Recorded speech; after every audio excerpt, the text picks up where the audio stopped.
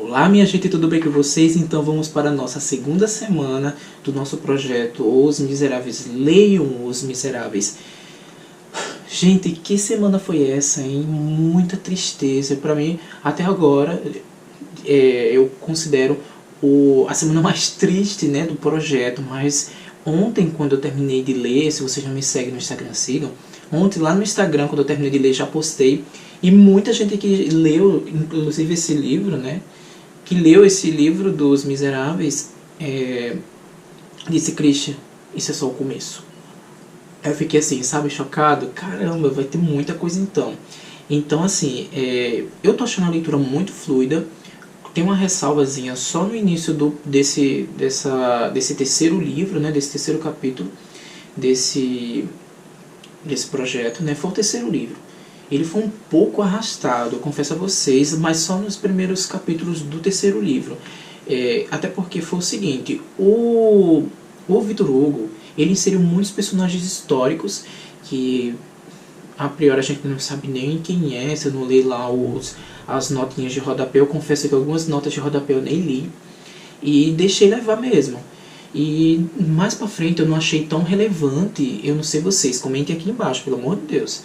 Eu não achei tão relevante esse início, assim, não sei se lá mais pra frente vai ser decisivo esses capítulos, mas eu achei assim, não achei tão relevante. O que ele mostra aqui nesse início?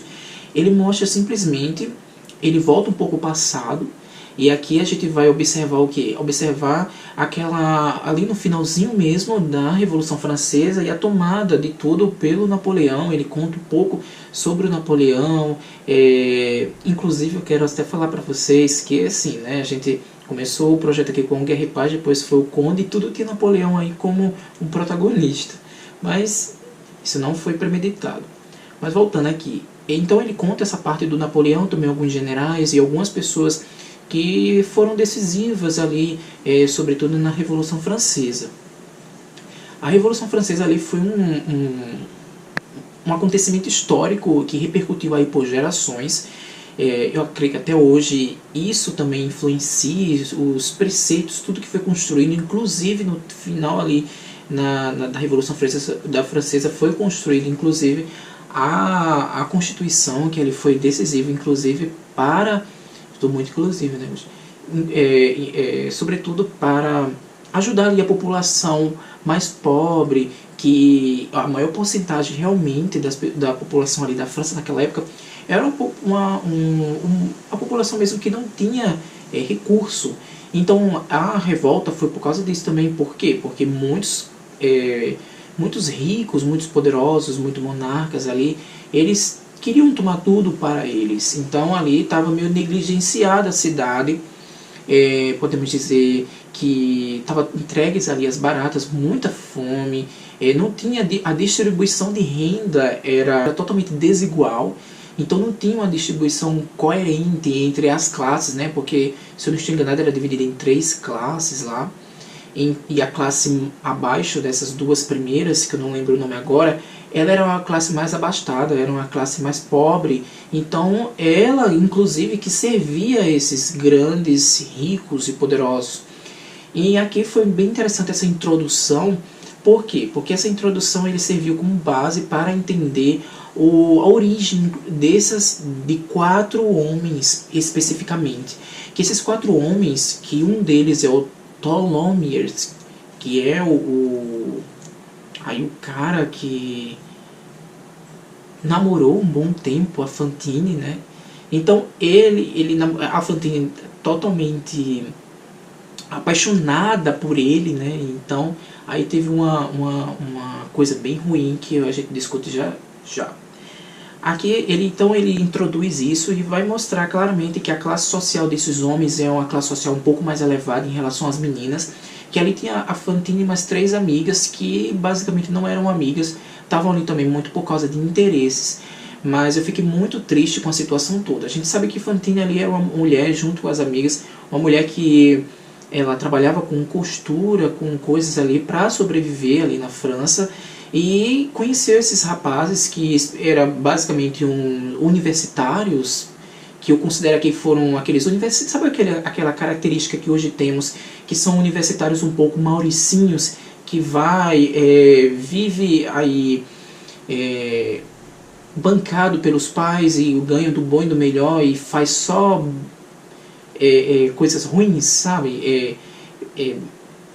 Namora, engravida as meninas, é bem nesse tipo. Namora, engravida as meninas, e então eles, quando fica sabendo, deixa.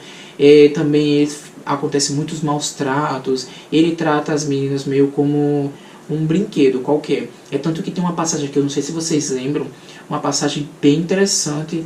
Eu acho que eu não marquei, mas eu lembro que é uma passagem assim que eu acho que é o próprio Tholomyès, que é o namorado da Fantine.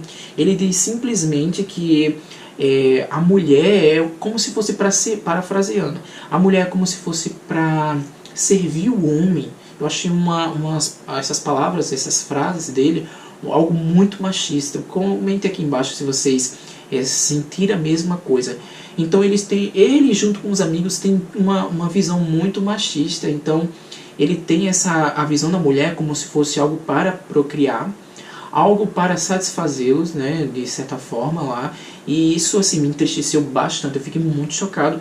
E a gente percebe o quê? Que estamos aqui em pleno século XXI, isso foi escrito no século XIX, e não mudou nada, gente. Passamos aí por séculos e não mudou nada, né? As características machistas estão aí iguais a como era há vários anos atrás. Isso trazendo que a gente reflete também sobre a questão da criação, né? Porque isso vem do berço. Isso o cara não vira machista de uma noite para o dia. Isso já vem desde o berço, a família, enfim, como sabemos aí, né?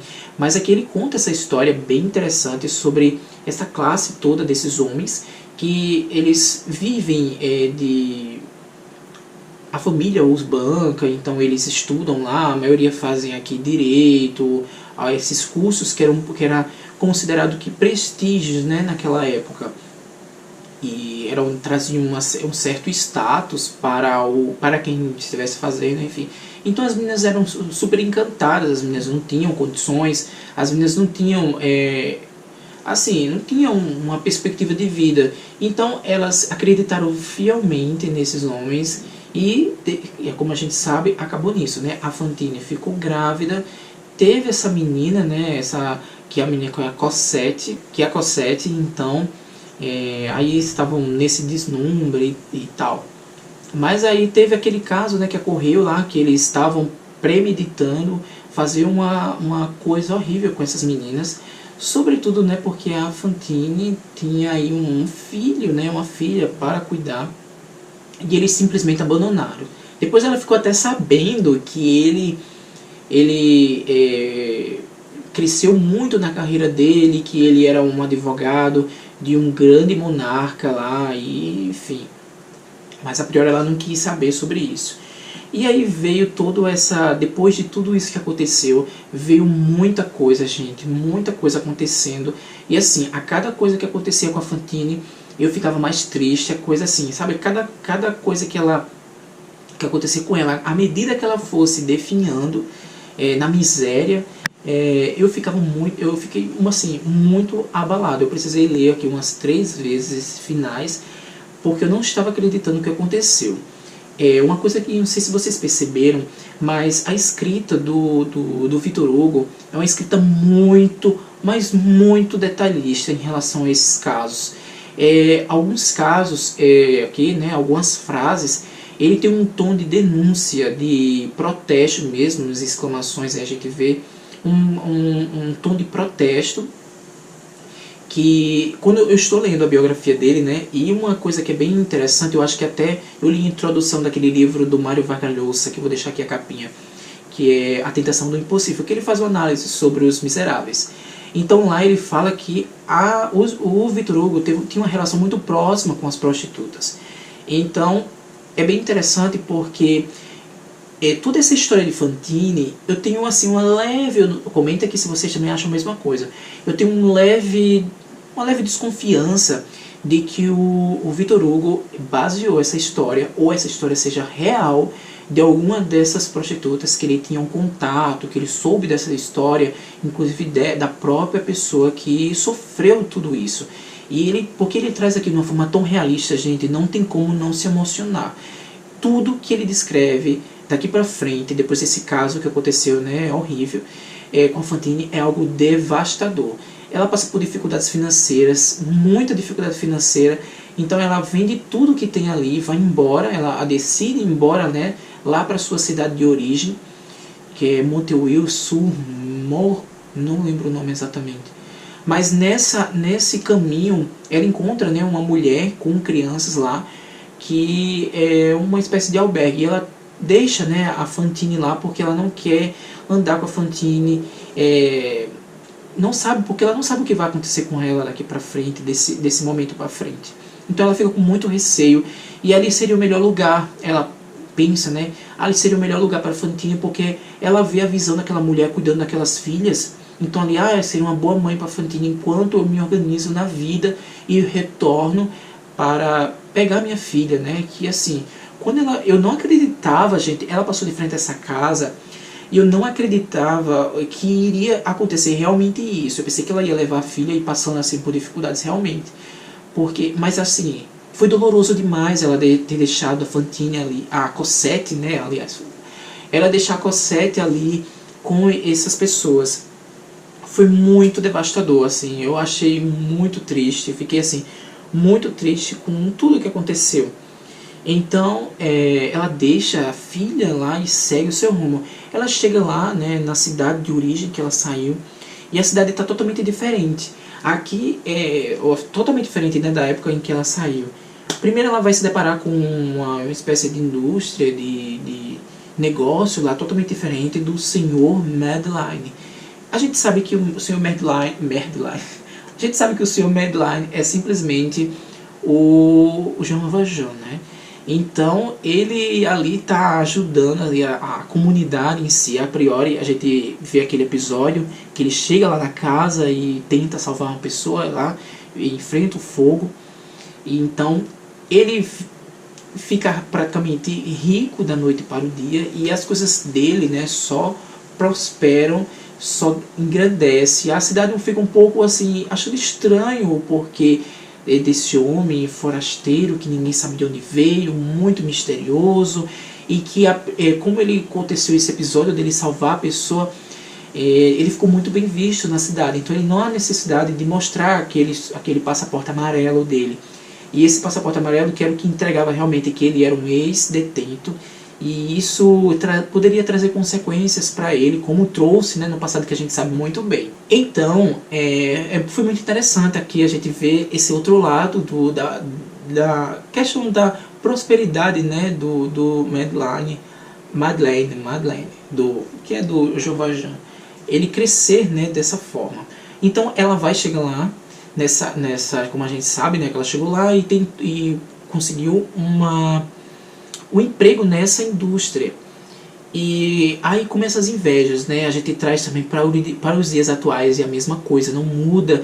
Como as pessoas, elas são invejosas, elas não gostam de ver a prosperidade do outro, que foi o que ocorreu com a vizinha lá, que foi inclusive soube das coisas, né, que aconteceu assim por alto com a Fantine, e ela simplesmente saiu da cidade dela, que é uma pessoa muito preocupada, né, com a vida dos outros, pessoas que não tem o que fazer, e vai falar da vida dos outros e procurar coisas que não deve. E é isso, hoje tem muito disso, demais, né? Então ela foi lá na cidade onde estava a filha da Fantine, a Cosette, e descobriu tudo o que aconteceu, que a Fantine tinha abandonado a filha e tudo isso. Ela foi e denunciou lá na indústria, mas o senhor Madeline não estava sabendo de tudo isso. Então ela meio que falou para uma inspetora, e a inspetora expulsou-a, e ela ficou desesperada, e daí por então começou a definhar mais ainda. Ela passava fome, gente, passava fome, teve que entregar tudo que ela tinha, os móveis, porque não tinha como pagar, que ela tinha comprado, e também ela estava devendo às pessoas, os credores lá, que ela fez uns débitos. Então ela trabalhava, encontrou uns bicos aí com costureira, mas foi assim, terrível. De tudo isso que aconteceu com a Fantine, a parte mais chocante, que assim, é uma coisa que até agora não me sai da cabeça, é porque primeiro, voltando um pouco sobre aquelas pessoas que estão cuidando da Cosette, eles são pessoas assim muito ridículas, horrendas, que ficavam enviando diretamente cartas direto para a Fantine. E essas cartas que estavam chegando para a Fantine, era tudo ameaçando: aumente o dinheiro para que sua filha ela seja bancada, olhe, não sei o que, sua filha está doente. E nessas cartas que ela estava recebendo, tinha uma carta dizendo que a Cosette estava com uma doença muito grave e que precisava de muito dinheiro para que pudesse fazer o tratamento da menina. Mas a gente sabe que era mentira, né? Então aí ocorreu que a Fantine vendeu seus dentes. Gente, aquela situação daquela mulher sem cabelo, que ela já tinha vendido os cabelos dela, sem dente, é algo assim que mais me entristeceu nos últimos tempos em relação a livros, a literatura. A gente vê uma pessoa assim, desde lá no início da história da Fantine, era uma mulher linda, maravilhosa, todos se encantavam com ela, com a beleza dela, com o jeito dela, com os dentes, né? Todos disseram que ela tem um sorriso maravilhoso, enfim. E a mulher desfigurada, né? Ali para você ver o quanto a miséria ela descaracteriza, ela despersonifica a figura humana. E era isso que o Victor Hugo quer mostrar. Esse outro miserável, né? Que ele mostrou lá no início do romance que a gente começou, um outro tipo de miserável que era rejeitado pela sociedade, que é um ex-presidiário, e por causa de um mísero pão aconteceu tudo aquilo. O cara passou 19 anos na prisão, como a gente sabe. E agora é outro lado, é uma mulher abandonada pelo seu amante, com uma filha que teve que fazer isso, abandonar a filha. Não era porque ela queria, ela ama a Cosette, né? Então ela teve que abandonar a filha para que pudesse sustentá-la. E, gente, aí ela foi muito recriminada com isso. E a única opção que ela tinha ali era a prostituição. Então ela foi muito marginalizada pela sociedade em si. Tem um ponto aqui muito importante que eu anotei, que eu achei assim, muito chocante, e sobretudo assim, é um protesto, né? Um protesto que o Victor Hugo faz assim, em relação às mulheres, sobre a prostituição, em relação às mulheres que são rejeitadas pela sociedade, pelo governo, né? Por tudo, que elas não têm outra opção. Eu acho que elas não, de certa forma, elas não queriam ser prostituta por ser, né? Elas encontraram aquele um meio de subsistência. Então, algo muito importante, eu vou ler aqui para vocês, que eu achei muito interessante, que diz assim, que é do capítulo que está em latim, Christus nos libertivit. Não sei falar latim, gente, mas vamos lá. Aí tem assim: a santa lei de Jesus Cristo governa a nossa civilização, mas ainda não conseguiu penetrá-la. Costuma-se dizer que a escravidão desapareceu por completo da civilização europeia, né? Da civilização europeia. Grande erro. Ela continua a existir, mas oprimir somente as mulheres. E chama-se prostituição. Olha aqui o que o Victor Hugo fala, né? Ele comparando a prostituição como uma escravidão, aquelas escravas do sexo que elas têm que vender o próprio corpo para que possa se sustentar, né? Um meio de subsistência. Aí ele diz aqui, continuando, ó, ela recai sobre a mulher, isto é, sobre a beleza, sobre a graça, sobre a maternidade. E essa não é uma das menores vergonhas do homem.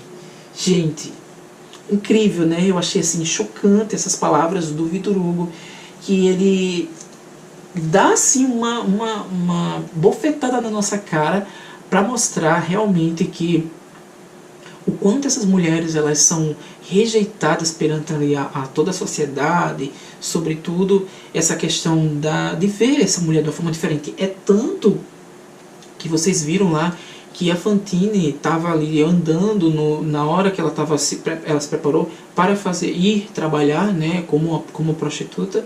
Ela estava andando ali na rua numa rua muito movimentada, e um cara começou a zombar, dizendo que ela era muito feia, que era assim, desdentada, mas tudo bem, ela estava feia, estava desdentada. Mas ele pegou, fez uma bola de neve e jogou contra a Fantine. Gente, então ela foi presa, ia pegar 6 meses de prisão por uma coisa que ela...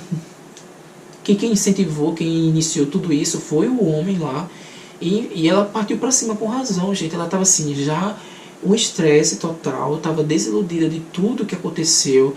Ela estava já, ela está doente, que a gente não sabe o que vai acontecer com ela. Ela está doente, pelas características ali, seja um princípio de tuberculose, algo seja tuberculose, eu não sei, enfim, a gente não sabe. Mas como naquela época essa doença era muito difundida, não tinha tratamento, sobretudo por causa da questão de tudo, saneamento básico, e era muito comum ali no período frio ocorrer essa difusão ali do bacilo, né, da tuberculose. Então, aí que eu creio que seja, mas a gente não sabe ainda. Então aí ela é detida lá e ela começa a argumentar tudo que não foi ela que fez aquilo, que ela não poderia ser presa por 6 meses, porque a filha dela iria morrer. Como a gente sabe, a filha dela está lá, né, nesse albergue, e esse albergue, a menina completou 5 anos, 5, 6 anos, e ela virou o quê? O que ela virou, gente? Uma empregada doméstica ali. Ela iria colher plantas, vegetais, ela lavava louça, ela lavava chão, ela lavava roupa, ela organizava comida. Gente, uma criança, gente, aqueles exploradores.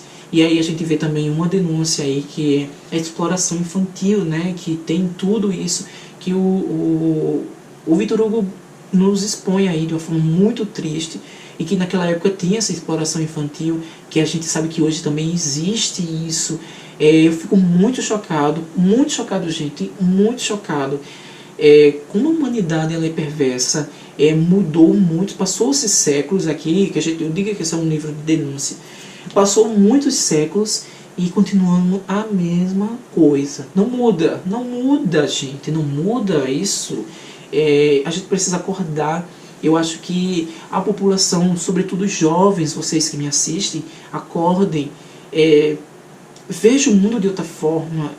Assim, o mundo tem que progredir. A humanidade ela ainda está muito presa ao passado, cheia de preconceitos, cheia de vícios ainda daquele negócio. Algo muito repugnante que a gente vê tudo isso, né, dessa forma.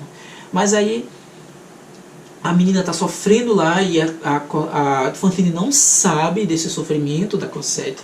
Eu sofri muito lendo essas partes, assim, muito mesmo. E ela chega lá toda desesperada e aí pensa que não, e chega o Salvador, né? Eu lembrei do Edmond Dantès lá do Conde, que ele sempre chegava nas horas, quem leu o Conde vai lembrar a mesma coisa. Ele sempre chegava nas horas ali primordiais para ter uma salvação, enfim. Gente, mas assim, ele chegou lá e realmente conseguiu salvar. Ele tem uma autoridade ali, ele é uma autoridade agora, né, ali naquela cidade, e ele conseguiu bloquear essa prisão, impedir, né, essa prisão da Fantine. Mas aí ela ficou meio desacreditada, porque ela estava com muito ódio. Ela pensava que a demissão tinha sido por causa dele, né, lá na indústria. Mas depois ele conta tudo que ele não sabia do que tinha acontecido com ela. E aí ele vai oferecer o que para ela? Oferece uma ajuda para que ela pague suas contas, para que ela saia desse mundo de prostituição e que ela traga a menina de volta e vá conviver com ela. O capítulo, nossa segunda semana terminou aí. Mas assim, é uma semana de ultramente muito aprendizado. Eu estou assim, extremamente feliz com isso tudo. Eu descobri também o porquê eu abandonei esse livro já 5 vezes e não consegui progredir. Foi nesses primeiros capítulos desse terceiro livro, né?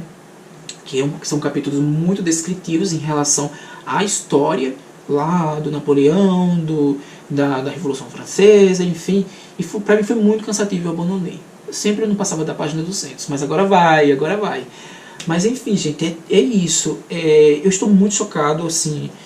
a visão do sofrimento todo da Fantine, sobretudo nessa figura, né, dessa descaracterização, dessa despersonificação da figura humana, caracterizado pela Fantine, de ter que tirar o cabelo, que era considerado muito bonito, ter que tirar os dentes. Ela já estava, ela tinha envelhecido, até tem uma descrição aqui que o Vitor Hugo coloca, que ela envelheceu 10 anos em pouco tempo.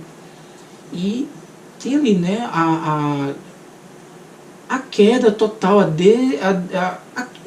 a quebra da figura humana, né, a despersonificação da figura humana pela Fantine. Assim, foi muito triste, gente, muito triste. Comenta aqui o que vocês acharam. Eu até agora sinto muita aflição só de pensar nisso. Foi muito real. E como eu disse, pela biografia que eu estou lendo, que é essa aqui, a biografia do Vitor Hugo, ele tinha uma relação muito próxima com essas mulheres. Eu tenho certeza que todas essas mulheres aqui, esses personagens femininos que ele amava, né,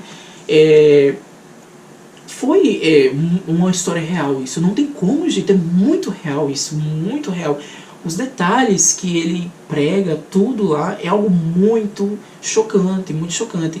E eu fiquei pensando, depois de tudo isso de ler, gente, quantas Fantines ainda existem hoje, né?